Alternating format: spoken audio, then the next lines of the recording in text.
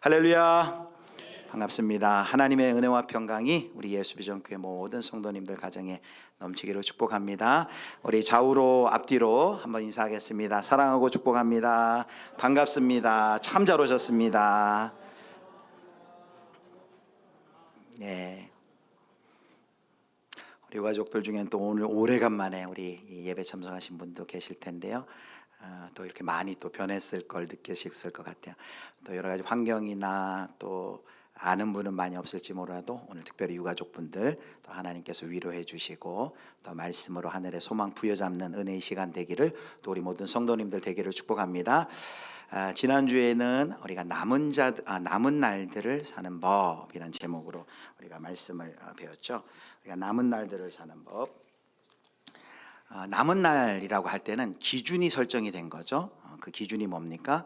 순례자인 예수를 믿는 성도들이 믿음의 여정을 다 마치고 우리가 하나님 보좌, 하나님 나라가 완성되고 하나님을 만나는, 주님을 만나는 그 자리까지 우리는 반드시 갈 거예요. 예수님이 먼저 계시기 때문에 그 뒤를 따라는 우리는 반드시 갈 건데, 근데 우리는 이 땅에서 전투를 하고 아직 도착하지 않고 아직도 남은 길을 가야 하는 그 여정이 있다는 것이죠. 그럼 그 여정을 어떻게 가야 할 것인가? 우리가 두 가지를 살펴봤어요. 두 가지 중에 첫 번째는 뭐냐면, 우리가 이렇게 예수님 믿고 고난 당할 때 그 고난만 보는 것이 아니라 그 마지막에 도착할 그 영광이 얼마나 위대하고 큰지 영광의 관점에서 그것을 보는 거죠. 그게 바로 그리스도와 동일한 마음으로 무장하는 것이다 했습니다. 왜냐하면 예수님께서 십자가에 못 박혀 죽으실 때 예수님께서 십자가에서 그 고통과 수치를 어떻게 이기셨다고요? 즐거움, 그 앞에 도래할 그 즐거움과 기쁨을 내다보시면서 그 고통과 수치를 이기셨는데, 그 즐거움이 바로 저와 여러분 성도들이 예수님의 죽으심으로 인하여서 구원받을 것을 내다보시고, 또 예수님이 죽으심이 끝이 아니고 부활하고 승천하셔서 하나님 보좌에서 통치하실 그 영광을 바라보면서 그 고통을 이겼다라는 것이죠. 두 번째는 이제 모든 죄를 그치고 하나님의 뜻을 따라 사는 삶, 거룩한 삶, 성화의 삶을 살아가야 된다 했습니다. 우리가 예수님과 함께 죽고 예수님과 다시 함께 살아난 우리들은 더 이상 이제 죄와 상관없는 자가 된 것이죠. 죄와 상관없는 자가 되었기 때문에 이제 오늘 지난주 3절 말씀 한번 다시 보겠습니다. 3절에 뭐라고 하냐면, 너희가 음란과 정욕과 술 취함과 방탕과 향락과 무법한 우상 숭배를 하여 이방인의 뜻을 따라 행한 것은 지나간 때로 족하도다. 예수 믿기 전 이전에 그런 했던 모든 죄는 다 벗어버리고 하나님의 뜻을 따라 사는 삶을 살아가야 한다라는 것이죠. 여기 6가지는 그 당시에 로마 시대의 보편화된 죄악이었습니다. 매우 흔하게 자행되었던 폐해와 악습이었는데, 베드로가 성도들에게 이제는 그 지나간 때 그런 일을 행하던 죄를 짓고 살던 그런 때는 지나간 걸로 이제는 족하고 이제는 하나님의 뜻을 따라 사는 삶을 살아야 된다. 남은 날을 그렇게 살아야 된다라고 이야기했죠. 자, 이제 오늘은 이제 4장 4절부터 6절 말씀인데요. 오늘의 주제는 이렇게 정의할 수 있겠습니다. 하나님의 뜻을 따라 살아간다라고 2절에 얘기했는데, 하나님의 뜻을 따라 살아가는 것이 구체적으로 어떤 모습인지 이제 3가지로 우리가 살펴보도록 하겠습니다. 예수 그리스도를 주로 영접한 베드로전서의 수신자들은 삶이 너무나도 많이 바뀌어버렸어요. 예수님을 믿기 전과 예수님을 믿고 나서의 삶이 너무나 많이 변한 거예요. 여러분, 우리도 주변에서 그런 분 혹시 봤습니까? 예수님 믿고 나서 너무나도 눈에 띄게 삶이 변화된 분을 볼 때 여러분 어떤 마음을 가지세요? 우리 성도라면 굉장히 감사하고 또 격려가 되고 너무 좋죠.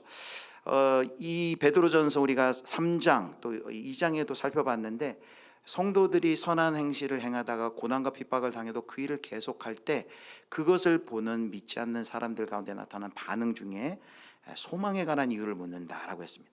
야, 저 사람은 어떻게 저때 저렇게 행동하지? 저 사람은 어떻게 저렇게 살지? 저 사람의 소망의 이유는 뭐지? 매력을 가지고 질문을 한다는 것이죠. 그리고 그 매력을 가지고 질문을 하고 예수님을 영접하기도 하고 하나님께 영광을 돌려요.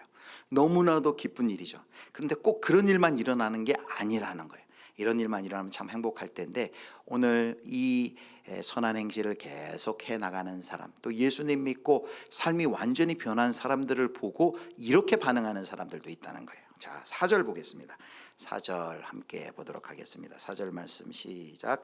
이러므로 너희가 그들과 함께 그런 극한 방탕에 그들이 이상히 여겨 비방하나. 여기 너희가 그들과 함께 그런 극한 방탕이라는 것은 앞에 3절의 그 6가지를 함께 총칭하는 거죠. 그런 방탕에 다름질하지 아니하는 것은 쾌락을 향해 달려가는 모습을 생생하게 묘사하고 있죠. 그렇게 같이 쾌락을 향해 달려가지 않고 이제 그 길에서 돌아선 사람들 향해 이제 어떤 반응을 보이는 거예요? 2가지 나오죠. 첫 번째, 이상히 여기고 비방한다, 이렇게 얘기했습니다. 여기 먼저 이상히 여긴다라고 했는데, 이상히 여긴다는 그 이 헬라어 단어는 이런 뜻이 있어요. 낯설고 신기한 것에 의해 놀라다라는 것입니다. 이상히 여겼다라는 것은 오늘 설교의 제목같이 낯설게 여긴다는 거죠. 여러분, 낯설다라는 느낌을 가지신 적이 있어요? 우리 낯설다라는 느낌을 가질 때, 최근에는 우리나라에도 외국인들이 많이 오지만은 250만 명 이상의 외국인이 있어. 이제는 외국인들이 낯설지 않아요. 근데 제가 어렸을 때 이렇게 길 가다가 이렇게 코가 높고 얼굴이 흰 백인을 보면 너무나도 신기한 거예요. 낯선 거예요. 이렇게 한번 얘기 한번 해보고 싶고 그런 마음. 또 동남아에 저희가 가면은 선교를 가도, 동남아 같은 데 선교를 가면 우리 한국인들 선교대원이 오면 주변의 마을에서 이렇게 다 관심을 보고 계속해서 쳐다봅니다. 왜 그러죠? 우리가 낯선 사람들이라서 그렇죠. 그래서 여기 이상히 여기다라는 것은 마치 타지에서 온 사람, 여행하는 사람, 또 외국에서 온 사람처럼 전혀 자신과는 다른 그런 언행, 성품, 전통을 가진 사람들을 대하듯 한다라는 거예요. 누가 누굴 보고 왜 그래요? 예수님 믿고 삶이 변화된 사람들을 보고 주변에 예수님을 안 믿는 그 세상의 사람들이 이야, 참 이상하네, 낯서네 라는 반응을 한다는 거예요. 우리 한국 초대교회의 그 지도자 중에 김익두 목사님이란 분이 있었어요. 이분이 평양 출신이신데 평양에서 한 주먹 하시는 이제 깡패 출신이십니다. 이분이 덩치도 굉장히 크고 이게 깡패 생활 하시던 분인데, 이분이 복음을 들었어요. 1900년에 그 스왈론 선교사님에게 복음을 듣고 이분이 예수님을 영접한 거죠. 이 김익두 목사님이 예수님 믿고 이런 일화가 전해드려요. 그가 자기 아는 지인들에게 부고장을 보냈다는 거예요. 무슨 부고장이냐면 나 김익두는 죽었소 라는 부고장이에요. 옛날에 김익두는 이제 죽었어. 무슨 말입니까? 이제 예수 믿고 예전에 혈기 부리고 주먹질하던 깡패 김익두는 이제 죽었다 라고 주변 사람들에게 알린 거예요. 주변 사람들이 그 말을 쉽게 믿었을까요? 잘 믿겨지지 않았던 것 같아요. 그렇게 주먹을 쓰고 폭력적이던 사람이 예수 믿는다고 갑자기 변할 수 있는가?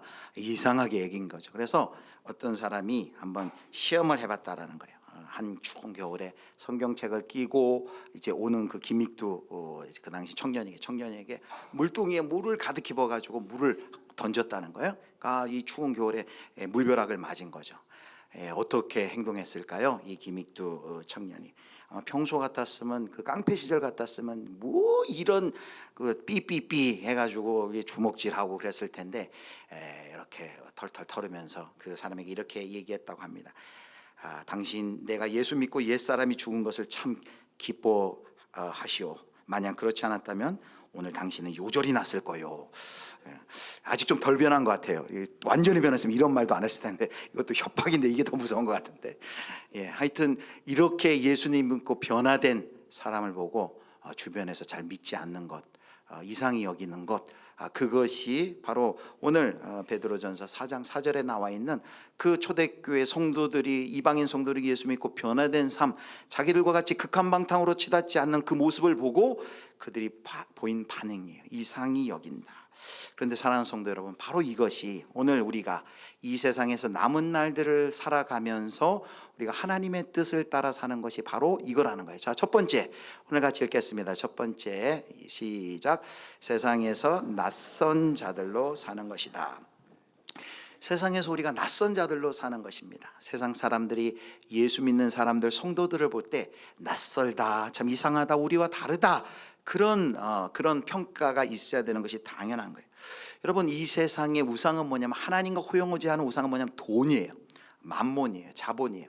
이 돈이 우상시된, 돈이 최고의 힘을 발휘하는 이 세상 속에서 교회는 과연 세상에게 얼마나 낯선 존재일까요?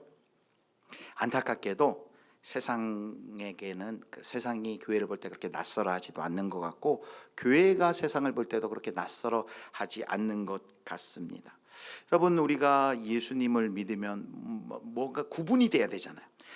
저 사람은 참 다르다라는 것이 뭔가 구분이 될 때 낯설다, 이상하다, 우리랑 다르네라고 하는데, 우리가 뭐가 그 사람들에게 뭐를 다를까요? 우리 그리스도인들이 뭘 다른 모습을 우리가 보여줄 수 있을까요? 우리가 외형적으로 다른 모습은 있죠. 주일 되면 우리가 성경책을 끼고 교회 가는 모습, 식사 앞에서 기도하는 그런 모습, 그리고 또 헌금을 내는 그런 모습. 그런데 그런 종교적인 어떤 모습 말고 우리는 어떤 모습으로 그들 가운데 교회는 다르다라는 것을 보여주고 있습니까? 구별이 지금 잘 되고 있을까요? 2017년이 종교개혁 500주년의 해였어요. 그런데 하필 그 500주년이 되는 해에 그 대형교회의 세습 논란이 일었고, 그리고 이 기독교계의 문제만이 아니라 그것이 일반 사회에도 그것이 화제가 되고 또 뉴스로 보도가 되었어요. 그래서 그 11월쯤 그 JTBC 앵커 브리핑에서 대형교회 이제 세습 논란을 보도하면서 이런 미국의 한 목사님의 말을 인용을 했어요. 그걸 한번 보겠습니다. 이렇게 리처드 헬버슨이라는 그 미국 상원의 채플 목사였던 그분이 한 말을 그 앵커 브리핑에서 인용했어요. 뭐라고 했냐면, 교회는 그리스로 이동해 철학이 되었고, 로마로 옮겨가서는 제도가 되었다. 그 다음에 유럽으로 가서 문화가 되었고, 마침내 미국으로 왔을 때 교회는 기업이 되었다. 이 교회와 복음이 이제 대륙으로 이동할 거 아니에요. 근데 교회가 그리스에서는 철학이 됐고, 팔레스타인은 시작된 이 복음이 로마로 옮겨가서는 제도가 되었고, 그리고 유럽으로 가서 문화가 되었고, 미국에 가서는 뭐가 되었대요? 기업이 되었다. 그런데 그 앵커 브리핑의 마지막에 그럼 한국에 가서는 뭐가 되었나? 그 김지한 감독이라는 그 코바디스라는 작품을 만든 그 감독의 말을 인용해서 이렇게 얘기합니다. 보여주실까요? 교회는 한국으로 와서 뭐가 되었대요? 대기업이 되었다라고 말합니다. 여러분, 슬프게도 이게 세상에서 교회를 바라보는 인식이라는 거예요. 다르지 않다는 거예요. 뭐 큰 대기업이나 교회나 다르지 않다라는 거예요. 기업의 목적은 이윤 추구죠. 교회는 이윤 추구가 목적이 아니죠. 더 돈을 많이, 재정을 높이는 것, 건물을 멋지게 세우는 것, 사람 수가 많이 늘리는 것이 목적이 아니죠. 기업은 이윤과 효율이 목적이 될 수 있지만 교회는 그럴 수 없는데, 교회가 어느덧 쌍둥이처럼 대기업을 닮아가고 있다라는 것이 바로 세상의 평가라는 거예요.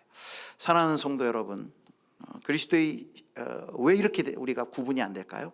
그것은 그리스도의 십자가의 복음을 따라할 교회가 이 세상이 추구하는 돈과 수와 세를 따라갔기 때문에 그런 모습을 보이는 것이죠. 사랑하는 성도 여러분, 세상이 뭐라 하든 그리스도인들은 정직해야 하지 않겠습니까? 아무리 손해를 본다 한들 그리스도인들은 거짓되면 안 되지 않겠습니까? 썩고 더럽고 새 속의 가치를 따라가서는 안 되지 않습니까? 그런데 왜 우리가 주저하고 왜 우리가 그 길을 가는 것을 힘들어합니까? 그렇게 하면 바보라고, 그렇게 하면 무시당하고 그럴지라도 우리는 왜 그 길을 가야 됩니까? 바로 그 길이 예수님께서 먼저 가신 그 길이고, 바로 그 길이 하나님께 영광 돌리는 길이기 때문일 것입니다. 자, 이 세상이 이상히 여기는 것, 그래서 이 세상 속에 남은 날들을 살아가며 하나님의 뜻대로 사는 건 세상의 우리 주변의 평가가 우리와는 다르다, 참 이상하네 라는 평가를 듣는 것이, 그것이 맞다, 당연하다라는 것이죠. 그리고 4절 뒤에 하나를 더 살펴보면 여기 또 비방한다라는 반응이 있어요. 비방하다, 이상히 여겨 비방하나. 공동번역에 보면 이렇게 번역하면 괴이하게 생각하며 욕설을 퍼붓고 있습니다.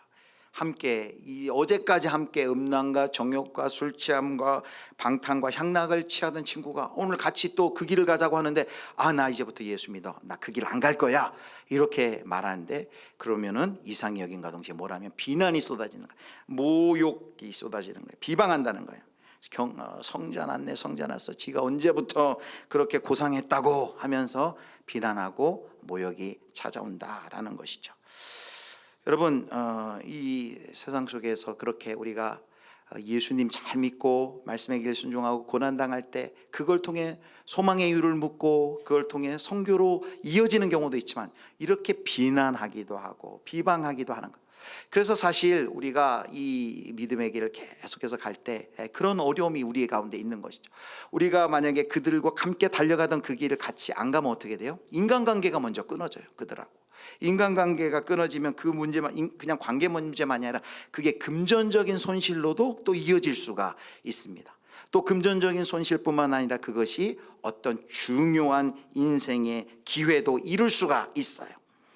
그렇기 때문에 주저하는 것이죠. 어떤 생존의 위협을 받을 수도 있고 따돌림을 받을 수 있고, 그렇기 때문에 우리가 이 길을 가는데 주저하는 거예요. 지금 그래서 사도 베드로는 계속해서 지금 이 수신자들에게 그 부분에 있어서 계속해서 그 길을 계속해 가는 게 맞고 용기를 내고, 그리고 그 길을 갈 수 있는 이유와 그 길을 갈 수 있는 가야만 하는 목적에 대해서 계속해서 설명을 하고 있는 것이죠.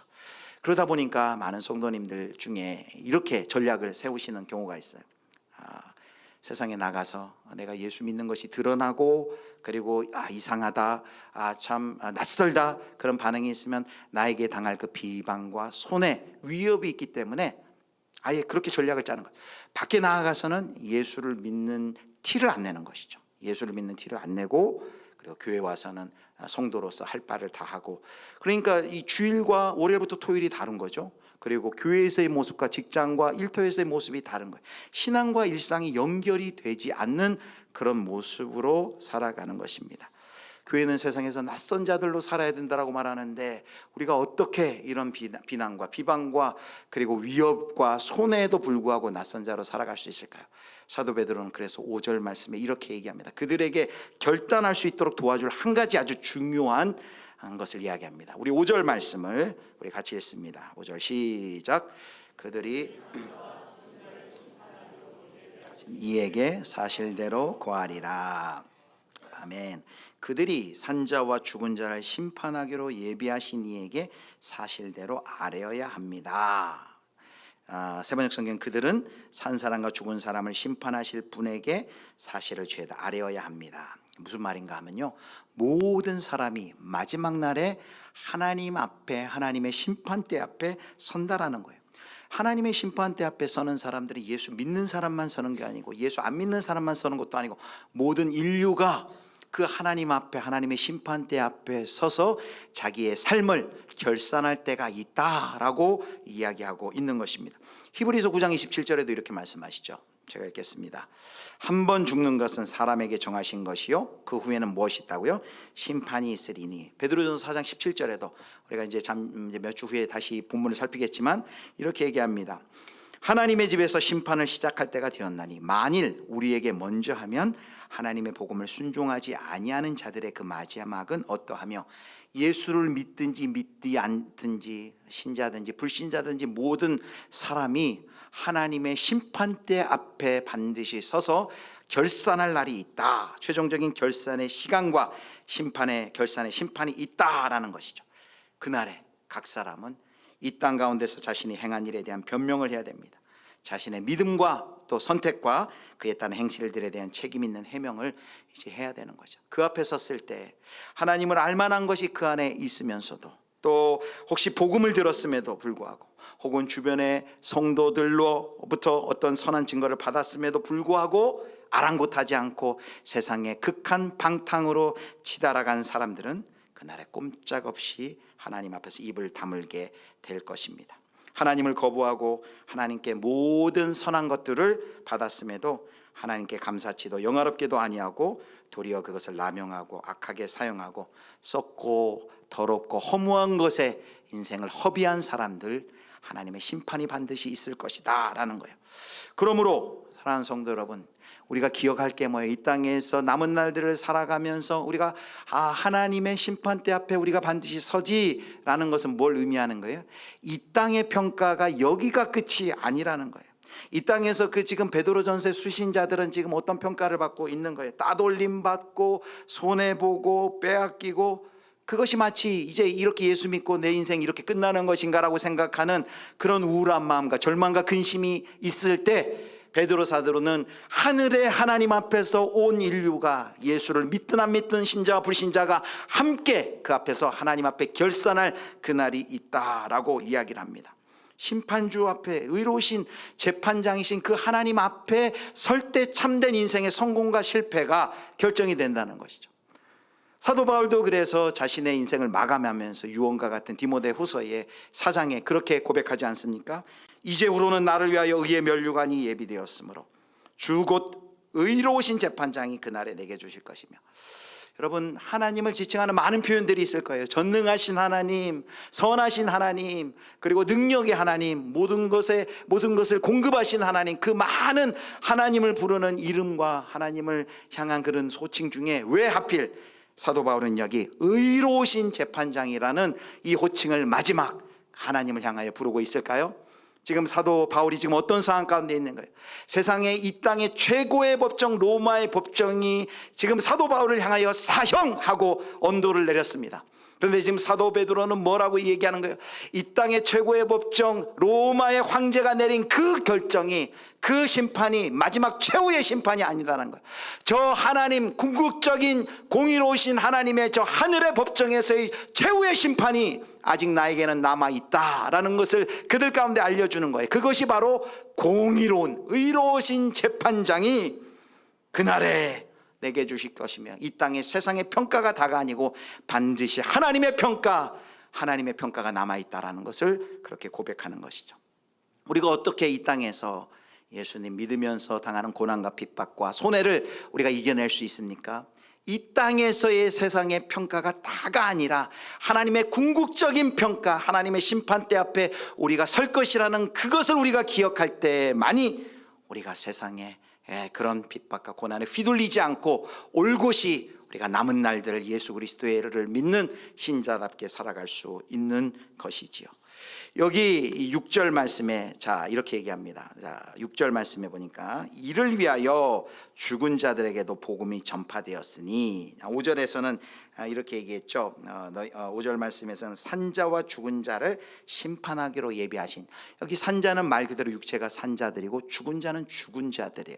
그런데 5절에 이어서 6절에 이어서 뭐라고 얘기하니까 이를 위하여 죽은 자들에게도 복음이 전파되었으니, 여기 이를 위하여는 그러니까 하나님께서 심판주가 되시기 위하여서 하신 일이 뭔지를 6절에 설명을 하는데, 6절에 죽은 자들에게도 복음이 전파되었으니 라고 하니까 언뜻 읽으면, 그냥 한글 이렇게 읽으면 이렇게 이해할 수 있어요. 그럼 죽은 사람들에게도 복음이 전해질 수 있다는 얘기인가? 그런데 그런 뜻이 아니에요. 성경은 통일성이 있어요. 성경은 계속해서 일관되게 성경이 말씀하는 것은 무엇입니까? 죽은 후에는 더 이상 복음을 듣고 회개할 기회가 있을 수 없다는 것이 성경의 가르침이에요. 그렇다면 여기 죽은 자들에게도 복음이 전파되었으니 해서 죽은 자들은 누구냐는 것이죠. 죽은 자들은 무엇입니까? 그것은 바로 수신자인 베드로전서를 받는 이 수신자들 가운데 복음을 듣고 죽은 자들을 가리키는 거예요. 그래서 이 말이죠. 주께서 다시 오실 때에 지금 복음을 믿고 살아있는 사람이든지 복음을 듣고 죽은 사람이든지 이런 뜻인 거예요. 왜 지금 사도 바울이 이런 6절과 같은 이야기를 지금 합니까? 데살로니가전서 4장의 이야기를 들으면 돼요. 4장 13절부터 18절에 보면은 그 당시 데살로니가 교회 성도들이 아주 심각한 고민이 있었어요. 뭐냐면 지금 예수님께서 다시 오실 것이라고 굳게 믿고 있는데, 예수님 믿다가 먼저 믿고 죽은 사람은 어떻게 하지? 불이익 당하는 거 아니야? 예수님 재림하시기 전에 먼저 죽어버리면 어떡해? 라는 그런 불안감이 있었어요. 사도 바울이 그들에게 바른 종말론을 가르쳐 주는 것이죠. 그들을 안심시키기 위하여 말합니다. 이미 예수 그리스도를 믿고 죽은 사람도 예수 그리스도께서 다시 오실 때 오히려 살아서 예수님을 맞이하는 사람보다 더 먼저 부활하여서 하나님을, 예수 그리스도를 맞이하게 될 것입니다. 염려하지 마십시오 라고 이야기하고 있는 것입니다. 마찬가지예요. 베드로 전서를 수신하는 이 많은 성도들이 예수님 믿고 고난받고 박해받고 핍박받고 먼저 죽은 사람들이 많이 있는 거예요. 그들 가운데 그들이 고민이 있는 것이죠. 아, 이렇게 예수님 믿다가 먼저 죽으면 불이익 있는 거 아니야? 어떻게 하지? 사도 베드로가 이야기합니다. 살아서 예수님을 믿은 사람들이나, 살아서 예수님을 믿고 지금 살아있는 사람들이나, 예수님을 믿고 먼저 죽은 사람들, 그들에게 어떤 일들이 일어납니까? 6절 하반절 보겠습니다. 하반절 말씀. 이는 육체로는 사람으로 심판을 받으나 영으로는 하나님을 따라 살게 하려 함이라. 여기 육체로는 사람으로 심판을 받으라는 무슨 뜻이에요? 사람이기 때문에 아담의 죄로 인하여서 온 인류가 죄의 그 대가가 뭐예요? 죽음이죠. 그리고 그 죽음이 바로 눈에 보이는 바로 죽음이, 우리 인간의 죽음은 하나님과 하나님을 배반한 인류의 죄의 대가죠. 예수를 믿는다고 이제는 내가 안 죽고 천국으로 이동하는 것이 아니라 육체의 죽음은 우리가 반드시 경험을 해요. 이게 그것이 바로 육체로는 사람으로 심판을 받으나요. 그러나 육체로는 우리가 모든 사람이 뭐 예수님을 믿든 안 믿든 우리가 다 죽지만, 예수님을 믿고 죽은 사람들, 예수님을 믿고 있는 사람들, 복음을 받아들이고 영접한 사람들에게 주시는 하나님의 영광스러운 은혜가 뭡니까? 영으로는 하나님을 따라 살게 하려 함이라. 바로 실제로는 그들의 영이 하나님과 영생의 복을 누린다라고 이야기를 하고 있는 것입니다. 사랑하는 성도 여러분, 사람이 육체로는 죽을 수밖에 없는 것이 이 땅의 우리의 운명이에요. 우리가 주난주간에도 사랑하는 우리 성도님들을 하나님 품에 안겼지만, 앞서거니 뒤서거니 가니까 화장장 가면 보니까 저보다 더 어린 사람도 거기 있고, 나이 많으신 분도 있지만 젊은 20대 청년도 있고.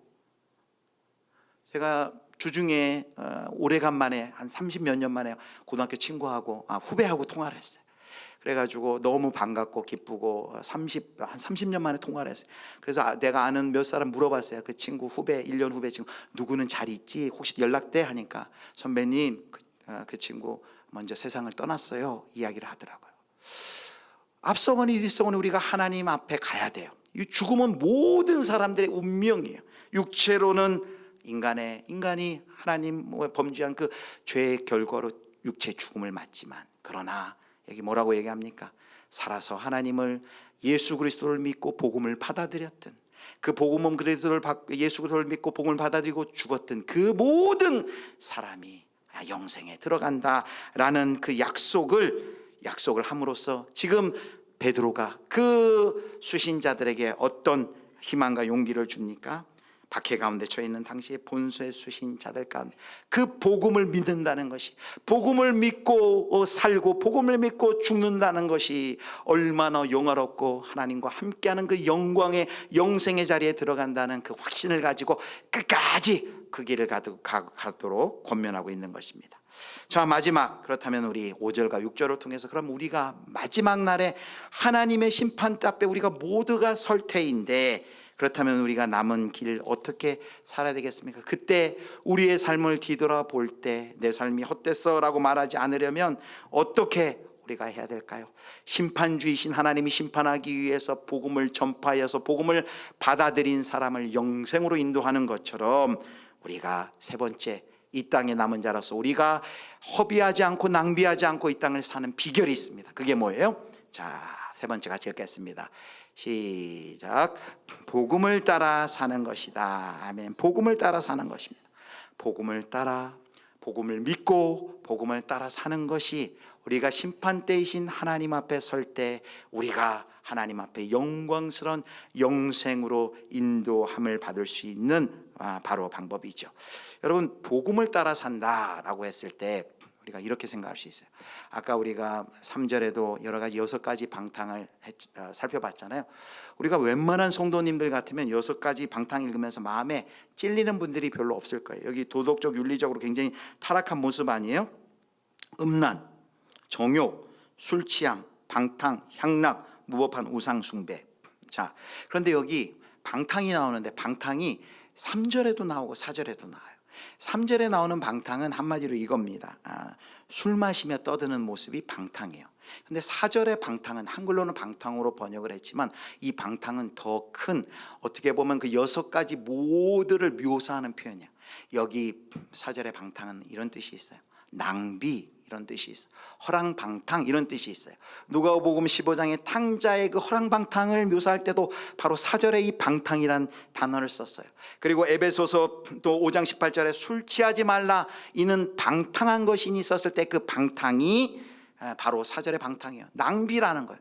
여러분, 왜 여기 이런 모습들을 낭비라고 했을까요? 우리가 한 가지 기억해야 됩니다.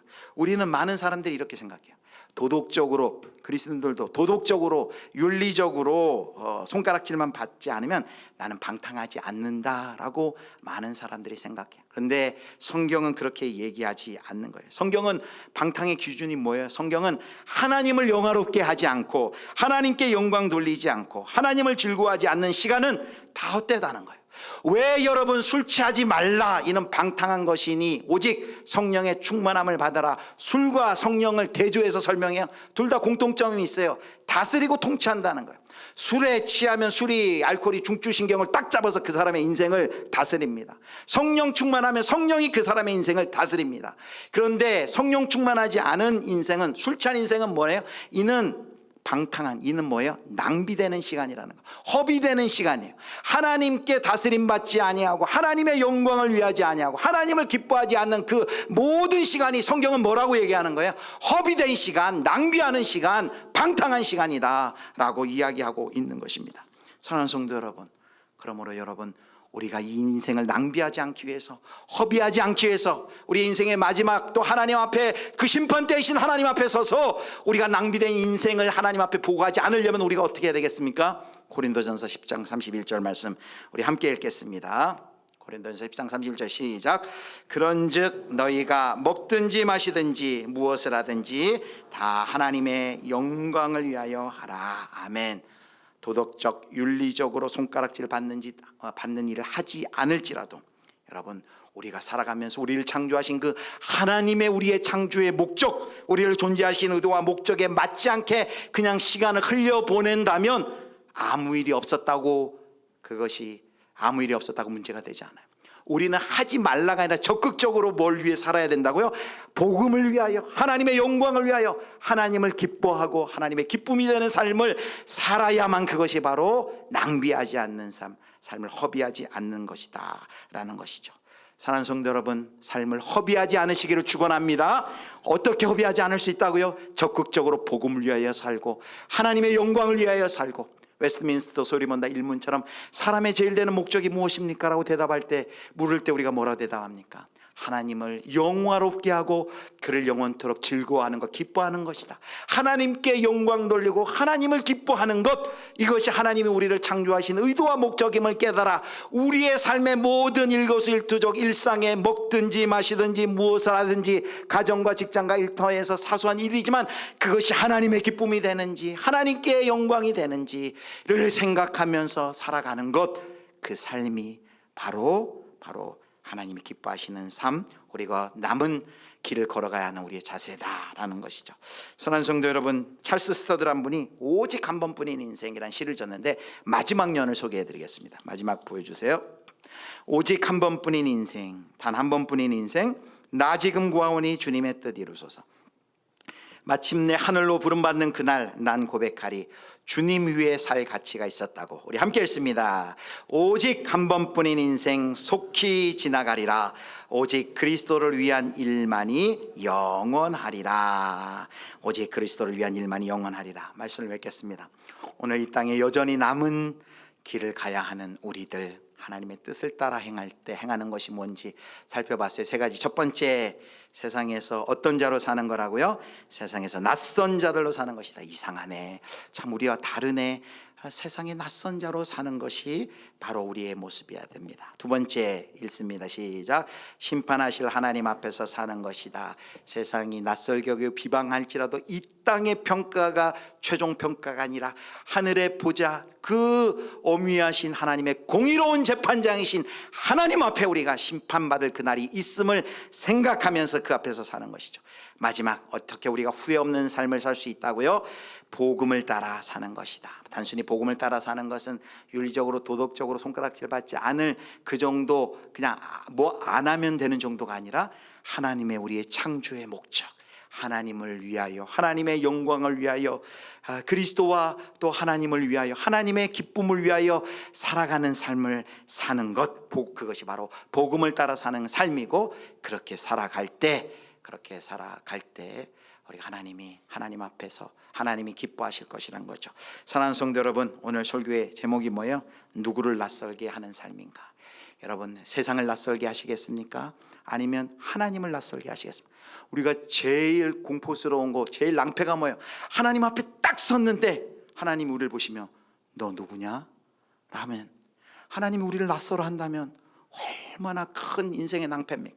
이 땅에서 좀 돈 좀 못 벌으면 어때요? 이 땅에서 조금 좀 안 좋은 집에 사는 거 어때? 그건 문제되죠. 그런데 영원한 하나님 앞에 이제 영생의 길로 나아가야 하는데 너 누구냐? 나 모르겠다 라고 하나님이 우리를 낯설어 하신다면 이 얼마나 인생의 큰 낭패입니까? 사랑하는 성도 여러분, 누구에게 낯선 삶을 사시겠습니까? 이 세상 사람들에게 낯선 삶을 사시는 여러분 되시기를 주님의 이름으로 축복합니다.